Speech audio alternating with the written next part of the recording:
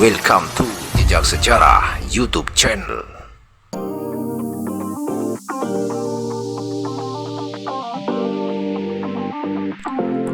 Assalamualaikum warahmatullahi wabarakatuh. Jumpa kembali di channel Jejak Sejarah.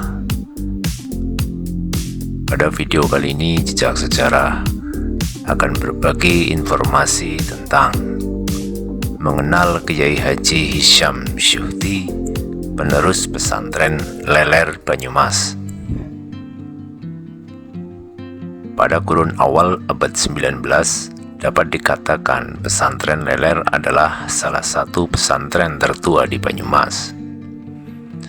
Itu karena peran yang besar dari Kiai Hisyam Syuhti dalam mengelola pesantren At-Taujih Al-Islami Desa Rendegan, Kecamatan Kebasen, Kabupaten Banyumas.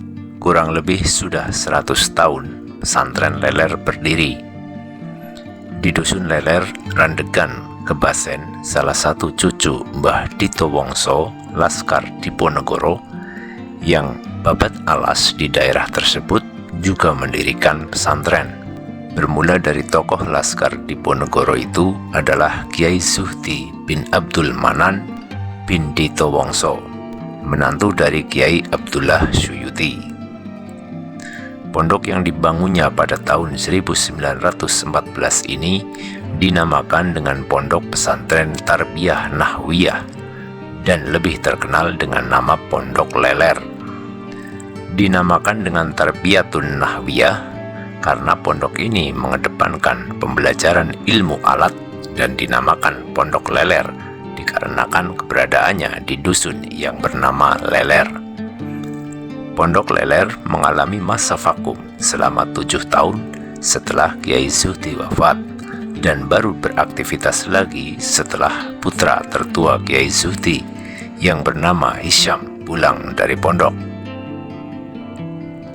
Santri dari Kiai Syuhti diantaranya adalah Kiai Hisyam dari Jaran Purbalingga tahun 1909 sampai 1989, Kiai Muslih tahun 1910 sampai 1998, seorang pejuang kemerdekaan sekaligus pendiri Yayasan Diponegoro, dan Kiai Masmud tahun 1998, Jombor Cilongok. Pada era kepemimpinan Kiai Hisyam, pesantren Leler mengalami perubahan nama. Nama Tarbiyatul Nahwiyah diubah menjadi Samsul Huda, dan pada akhir 1984,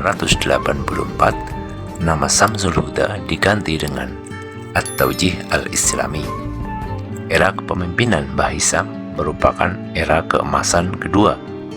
Hampir semua kiai di Banyumas pernah bertabarukan kepada beliau, dan banyak dari murid beliau yang menjadi ulama besar.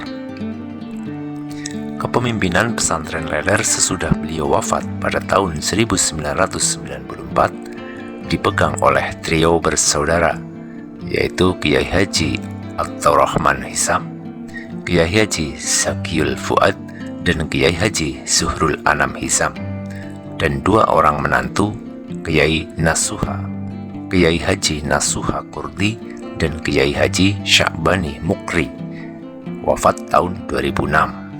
Hisyam Syuhti belajar Al-Quran dan dasar-dasar keislaman kepada ayahnya sendiri, Kiai Haji Muhammad Syuhti.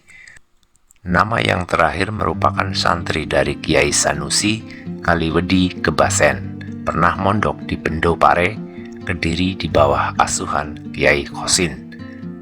Ngaji di pesantren Pakis Aji Kediri, belajar ilmu astronomi kepada Kiai Dahlan Campes Kediri, dan murid sekaligus menantu dari Kiai Haji Abdullah Suyuti Bugangin, Sumpiuh, Banyumas.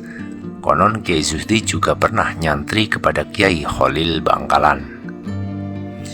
Kiai Abdullah Suyuti sebagai orang yang berpengaruh dalam jiwa keilmuan, Kiai Syuhti pernah mondok di pesantren Langitan Tuban. Pada waktu Kiai Abdullah Suyuti mengaji di Langitan, diperkirakan yang menjadi pengasuh adalah Kiai Ahmad Soleh, yang menjadi pengasuh periode kedua tahun 1870 sampai 1902 Masehi. Guru Kiai Zuhdi yang lain adalah Kiai Hosin, Bendo, dan Kiai Dahlan, Jampes, Kediri.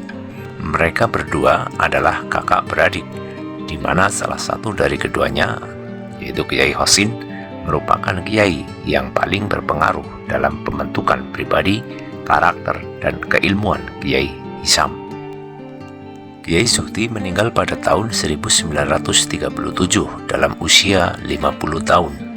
Menurut penuturan Mbah Hasim Suyuti, adik Mbah Hisam, ketika Kiai Zuhdi wafat, kakaknya sudah sunatan atau spit.